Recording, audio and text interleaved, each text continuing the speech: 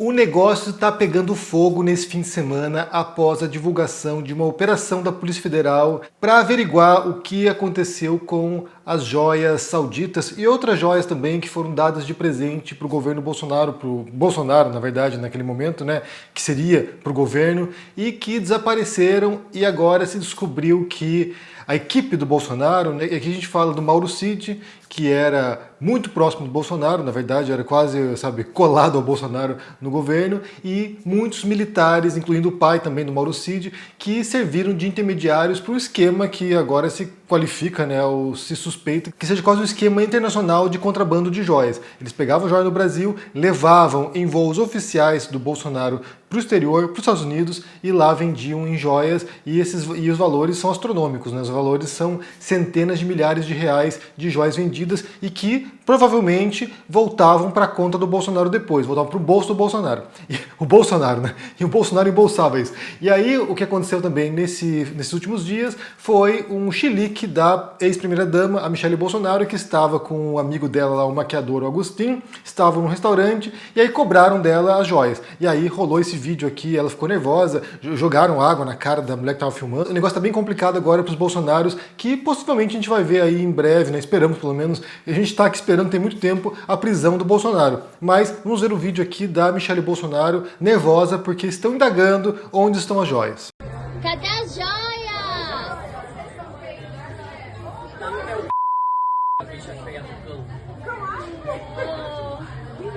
Cadê as joias, gente? A gente só quer saber das joias. Mais do que analisar esse caso aqui, porque eu acho que a cobertura da mídia está indo muito nesse sentido, de compreender o que aconteceu, como foi esse contrabando de joias. Teve o caso do advogado do Bolsonaro, o ex-advogado do Bolsonaro, que foi lá para os Estados Unidos para recomprar um dos relógios Rolex que foi vendido no exterior, e depois, quando o Tribunal de Contas da União pediu de volta esse relógio, ele teve que voltar lá na loja para comprar o relógio por um preço mais alto do que vendeu. Eu quero ver com vocês aqui algumas reportagens de ontem para compreender como se dá a cobertura da imprensa nesses casos, né? Para a gente ver como a mídia bolsonarista, por exemplo, está lidando com essa situação, e a mídia que se opôs ao Bolsonaro ou que é crítica do Bolsonaro também lidou com isso. Só antes disso eu quero ler a nota da assessoria da Michele Bolsonaro sobre esse caso aí no restaurante, né? Na tarde de hoje, dia 11, ou seja, foi sexta-feira isso, durante um almoço com amigas, Dona Michele atendia a pedidos para tirar fotos com o casal quando foi importunada com provocações e insultos injustos oriundos de duas desconhecidas. Essas mulheres, de maneira premeditada, iniciaram uma filmagem enquanto provocavam e insinuavam acusações de crime contra Michele, disfarçando-as de perguntas, numa clara tentativa de preparar uma cilada midiática para a ex-primeira-dama, a qual apenas respondeu aos insultos dizendo que aquelas pessoas eram mal informadas e retirou-se do local. Repudiamos esse tipo de ação contra quem quer que seja, e principalmente quando se verifica a premeditação da prática do mal com a finalidade desonesta de obter, no mínimo, ganhos midiáticos em detrimento da honra e da paz das pessoas. Então eles estão aqui revoltados porque aparentemente foram feitas acusações injustas. Vai se descobrir isso ao longo da investigação e se houver algum processo contra Bolsonaro e família, né? E só ressaltando aqui que a Polícia Federal do Brasil está compartilhando informações com a FBI. Então pode ser, inclusive, que esse caso das joias aí se configure um crime internacional mesmo e o Bolsonaro seja, inclusive, investigado nos Estados Unidos e talvez processado lá. O negócio vai ficar bem ruim para o Bolsonaro nesse caso aqui, né? É curioso pensar como algo menor em relação a outros crimes que ele possa ter cometido ao longo do seu mandato, como na pandemia, por exemplo, né? Crime de extermínio, por exemplo, crime de genocídio, essas coisas, como um caso menor como esse, pode ser que seja o primeiro caso a levá-lo para a cadeia. A gente esperaria que ele fosse condenado por um tribunal internacional, por crimes contra a humanidade, mas isso vai demorar muito tempo e talvez ele morra antes que isso aconteça. Mas o fato é que, nesse caso aqui, tem evidências bem consistentes e me parecem bem sólidas para levar o Bolsonaro para a cadeia, e muita gente do entorno dele também, talvez está envolvendo a ex-primeira-dama Michele Bolsonaro. Então o negócio está bem complicado para eles. E daí, como eu falei, eu quero ver com vocês aqui algumas manchetes de ontem, né? A primeira página de alguns portais de notícia, para você ver como foi a cobertura desse caso na imprensa e como a mídia bolsonarista faz, né? Como ela age para tentar ocultar esse caso ou tirar um pouco o impacto disso. Então, começamos com a CNN, que é uma mídia que, sabe, flerta com o bolsonarismo, já passou pano pro Bolsonaro, mas agora talvez tenha recuado um pouco em suas posições. A primeira notícia aqui da CNN já era isso, né? Especialistas veem conjunto de evidências e cerco a Bolsonaro após operação da Polícia Federal. Daí aqui embaixo, opinião, né? Caio Junqueira, prisão de Bolsonaro entra no radar da política e valores ingressavam no patrimônio pessoal de Bolsonaro, diz Polícia Federal. Depois aqui temos o Globo. O Globo tem aqui um artigo de opinião do Lauro Jardim. Casos de envolvidos com venda de joias de Bolsonaro caiu como uma bomba atômica no Exército, que é um outro aspecto também bastante desprezível dessa história, bastante lamentável dessa história, que é o papel que desempenharam, sabe, figurões do Exército, figurões das Forças Armadas nessa história aí, e também desmontando a ideia, né, que inclusive acho que talvez existem muitos brasileiros, da idoneidade das Forças Armadas, da honestidade dos militares. Nesse caso aqui tem gente, figurão do Exército, figurão das Forças Armadas, que estava lá participando desse esquema, desse suposto esquema de contrabando de joias, né. Daí aqui reportagem, Malu Gaspar.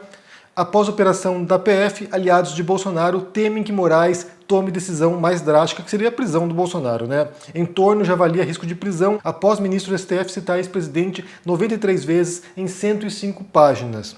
E daí que linha do tempo da negociação começa ainda no primeiro ano do mandato do Bolsonaro. Defesa diz que esse presidente jamais apropriou-se ou desviou quaisquer bens públicos. Então seria bem anterior esse negócio, seria desde o começo do mandato do Bolsonaro que ele estaria já fazendo esse tipo de esquema aí de receber presentes do governo e vender como se fossem itens pessoais dele.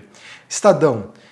Eliane Cantanhede. Polícia Federal confirma esquema no Planalto para vender joias e repassar dinheiro a Bolsonaro. Mensagens do tenente-coronel Mauro Cid falando em 25 mil dólares que estava com seu pai, o general Lorena Cid, mostram que o beneficiário final era o ex-presidente. E daí aqui, olha, Michele diz que ações do governo Bolsonaro foram feitas pela misericórdia de Deus e não por poder. Cadê as joias, Michele? Bastidor, investigação da Polícia Federal sobre joias chega a alto comando do Exército pela primeira vez, que é a relação aí promíscua também entre Forças Armadas e bolsonarismo. Coluna do Estadão, Exército está em choque e vai abandonar a família Cid, diz general. E podcast Estadão analisa a venda de joias e cerco que se fecha contra Bolsonaro. Aqui a gente tem Folha de São Paulo. Conheça tentáculos do esquema das joias sob Bolsonaro. Segundo a Polícia Federal, ex-presidente foi alvo de pedidos de quebra de sigilos e nega irregularidades. Daí análise, investigação pode acelerar a transição em campo político de Bolsonaro. E aqui, enfim, a gente vai ver talvez o abandono completo do bolsonarismo por muita gente, né? Pessoas que vão se descolar do Bolsonaro porque ele vai ficar bastante comprometedor você tentar defender agora um crime como esse, contrabando de joias, né? Então, assim, passaram pano para pandemia, passaram pano para genocídio, passaram pano para crime contra a humanidade, mas passar pano para contrabando de joias é meio difícil. Em 5 pontos, entenda esquema sobre Bolsonaro para desvio de joias, segundo a Polícia Federal. Moraes fala em defesa incansável da democracia em dia de operação que atingiu Bolsonaro. E, por fim, aqui, Bolsonaro nega que desviou bens e põe movimentação bancária à disposição.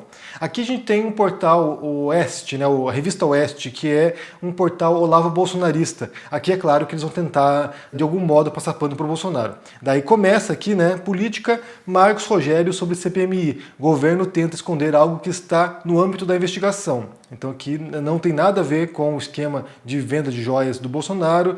Depois tem aqui um linkzinho pequenininho aqui, política. O que diz a decisão de Moraes sobre Bolsonaro e as joias. E daí aqui também prossegue, defesa de Bolsonaro se manifesta sobre a operação da Polícia Federal. E é só isso. 2 linkzinhos e ele entra em outros assuntos aqui que não tem relação com isso. Então, em vez de botar na manchete principal a história das joias, que é o que está pegando fogo no Brasil e em Brasília também, eles põem aqui coisas da CPMI com o Marco Rogério, que é um bolsonarista, ou talvez um ex-bolsonarista em breve, né? E aí, Gazeta do Povo, outro jornal bolsonarista, começa aqui: atentados e ameaças, candidatos de direita viram alvo na América Latina, que alguns candidatos estão sofrendo atentados e por aí, né? Aqui mais para baixo vai ter aqui a foto do Bolsonaro com a Michelle, mas antes disso tem outras manchetes, outras notícias, eles jogam para baixo para que você nem sequer se interesse. A legenda dessa foto aqui é joias. O que a PF diz sobre pedidos de quebra de sigilo contra Bolsonaro e quem são os investigados? E menorzinho, Bolsonaro coloca movimentação bancária à disposição da Justiça, diz defesa. Depois Jovem Pan. Jovem Pan é a mais bizarra de todas, porque Jovem Pan nem sequer mostra, ou mostrava ontem, na primeira página, essa história. Eu passei toda a primeira página ali, uma boa parte da primeira página, e não havia nada evidente sobre esse caso. Tem uma manchete aqui sobre MST. Deputado diz que MST escraviza pessoas e defende até 8 anos de prisão para invasões. Sobre a CPI do MST. Depois aqui Neymar, Mbappé, uma coisa sobre futebol. Depois aqui sobre Torre Eiffel. Não tem nada sobre esse caso. Eles simplesmente ignoraram a história das joias, do contrabando de joias do Bolsonaro. Para você ver qual é o grau de fidelidade da Jovem Pan ao bolsonarismo e como talvez seja o pior veículo de comunicação nesse sentido para quem quiser compreender o que se passa nesse momento no Brasil. Um ponto interessante sobre isso, né, é você perceber o posicionamento, o alinhamento desses portais ou desses canais de comunicação, né, os mais radicais, como a Jovem Pan, que na verdade me parece o mais radical de todos nesse quesito aqui, e aqueles que são mais críticos ao governo Bolsonaro e como é importante para o leitor saber onde esses portais se posicionam, né? Como ele vai obter a mensagem e quão enviesada ela vai chegar até ele. No caso do Jovem Pan, por exemplo, um leitor do portal deles nem sequer receberia essa notícia na primeira página. Talvez tivesse que procurar em outros links, em outras sessões, para poder saber o que estava acontecendo nesse esquema das joias do Bolsonaro. Isso aqui, se for pensar em termos de debate público, é muito interessante para entender como funciona para desviar o foco, né? Em vez de você se concentrar naquilo que é o tópico mais importante, que seria central para a compreensão de uma questão, de um problema, você vai e ataca ou outros aspectos do seu opositor, no caso ali o MST, por exemplo, você ataca outros aspectos de modo a desviar o debate para outras questões e você não tem que se desculpar ou justificar o seu posicionamento ou a sua adesão a certas ideias. Então isso é muito comum, na verdade, para tentar tirar o foco de um debate. Os bolsonaristas ontem estavam desorientados, foi muito difícil defender essa história do contrabando de joias, muita gente está tentando agora digerir essa história, mas certamente em breve a gente já vai ter a versão dos bolsonaristas por aí, tentando justificar ou relativizar o que foi feito pela família Bolsonaro e pelos assessores próximos, generais. Então, assim, alguma coisa vai surgir, alguma justificativa bizarra vai aparecer em breve. Eu achei interessante dividir com vocês aqui como foi a abordagem feita pela imprensa nesse caso,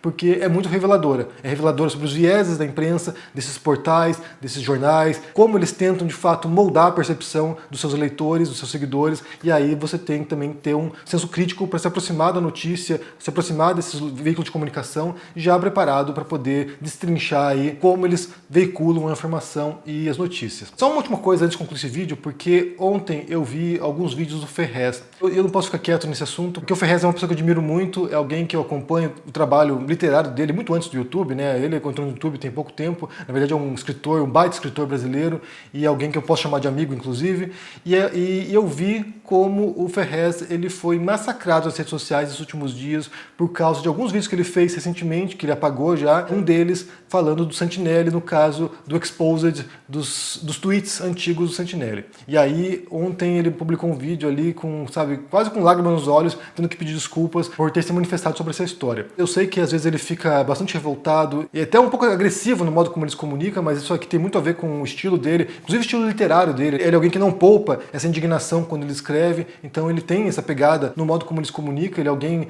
que, sabe, conhece a realidade de frente, está lá na militância há muitas décadas, então é alguém que não poupa palavras quando está revoltado. Então não vi o vídeo dele, mas imagino que tenha sido nesse tom, né? Alguém bastante indignado com aquilo que viu nesses tweets. E aí, o que aconteceu foi que o Santinelli fez um vídeo explicando o teor daqueles tweets, né, esclarecendo que faziam parte de um contexto maior, e aí muita gente foi exigir que certos canais que criticaram o Santinelli pedissem desculpas. E foi o caso com o Ferrez. Muita gente estava indignada com o fato de o Ferrez ter se precipitado e criticado duramente o Santinelli. E aí tem uma coisa que eu acho interessante, que acho que vale compreender, inclusive com relação a essas notícias, né, os vieses dos portais de comunicação, o modo como se dá aí essa relativização dos atos das pessoas ou justificativa, como isso acontece. Porque durante muito tempo eu pensei que o atributo principal da esquerda fosse, sabe, a justiça social, fosse a solidariedade, fosse, sabe, o bem-estar das pessoas. Mas hoje em dia eu já acho que o que identifica muitos grupos de esquerda, pelo menos, é intransigência. Eu vou explicar por quê. Quando tem atos bolsonaristas bizarros, quando tem atos de figuras, sabe, vinculadas à extrema-direita, você vê um esforço absurdo, monumental, para relativizar aquilo, para passar pano para aquilo. Então, assim, não há erro possível que faz com que alguém que seja um fanático político da extrema-direita abandone os seus ídolos, abandone as suas referências, abandone quem eles admiram. Não há erro possível. O cara pode ser um estuprador de crianças que eles vão passar pano para aquela pessoa e dar um jeito de, relativizar aquilo e explicar. Eu raramente vi, nesses últimos anos acompanhando a extrema-direita, eu raramente vi pessoas sendo canceladas pela extrema-direita. Pouquíssimos, pouquíssimos. Há alguns casos ali, de fato, você pode apontar alguns casos, mas no geral não há esse tipo de coisa. A Damares pode fazer coisas absurdas e a extrema-direita continua apoiando. Bolsonaro, Michele Bolsonaro, o Carlos Bolsonaro, o Eduardo, todas essas figuras, o Olavo de Carvalho fazia coisas absurdas e havia gente para passar pano para essas pessoas. Então havia um esforço tremendo para blindar, para proteger essas pessoas. A esquerda, pelo contrário, ela procura com lupa todos os erros dos seus expoentes, todos os erros de pessoas que estão em visibilidade da esquerda. Eles são intransigentes nesse critério e eu não sei se é uma qualidade isso, acho que é um defeito, na verdade, porque isso faz com que haja uma gana de destruição, haja uma gana de tentar sabotar essas pessoas, que é algo permanente. Qualquer deslize, qualquer fala equivocada, qualquer ato equivocado já vira uma bola de neve que força, que obriga a pessoa a ou se redimir de modo quase humilhante, que ela venha, põe aqui, mostra o pescoço para as pessoas, me trucidem. É quase um sadismo inquisitorial. Ou simplesmente nem sequer querer ouvir a versão da pessoa, né?